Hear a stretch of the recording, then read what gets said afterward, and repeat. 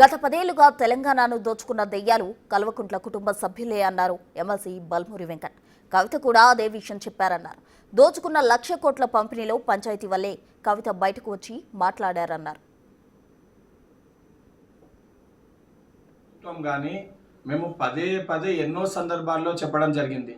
గత 10 ఏళ్లుగా తెలంగాణ ప్రజల రక్తాన్ని ఒక దయ్యాల లెక్క పీల్చి 1,00,000 కోట్లు దోచుకున్న బంగారు కుటుంబం ఈ కల్వకుంట్ల కుటుంబం అని చెప్పినాము. ఇది కల్వకుంట్ల కుటుంబం కాదు, కల్లాల కుటుంబం అని కూడా చాలా స్పష్టంగా చెప్పడం జరిగింది.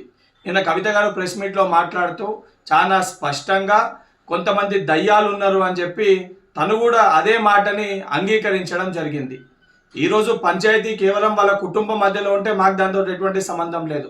కానీ ఆ దోచుకున్న 1,00,000 కోట్ల పంపకాలతోటి వచ్చిన పంచాయతీ కాబట్టి ఇది ఆ 1,00,000 కోట్లు దోచుకున్న మరి దయ్యాలు ఎవరు?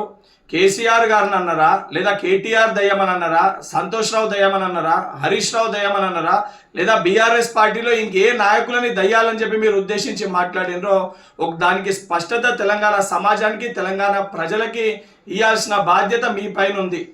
శాసన మండలి సభ్యునిగా కవిత గారిని దీనిపైన స్పష్టత ఇవ్వాల్సిందిగా కోరుకుంటున్నా. మీకు ప్రేమలు ఉన్నాయా, ద్వేషాలు ఉన్నాయా, మీ అన్న చెల్లెల మధ్యలో ఏ పంచాయతీలు ఉన్నాయో మాకు సంబంధం లేదు.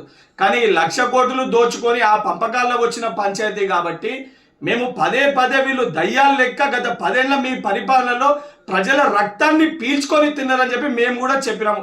ఆ చెప్పిన మాటల్ని మీరు కూడా స్వయంగా ఆ కుటుంబంలో ఉన్న ఒక కుటుంబ సభ్యురాలు కల్వకుంట్ల కవిత గారు అంగీకరించారు. మరి అంగీకరించినప్పుడు ఆ దయ్యాలు, ఆ రాబందులు, ఆ రాక్షసుల పేర్లు కూడా తెలంగాణ ప్రజలకి స్పష్టత ఇవ్వాలని చెప్పి కవిత గారిని కోరుతున్నా.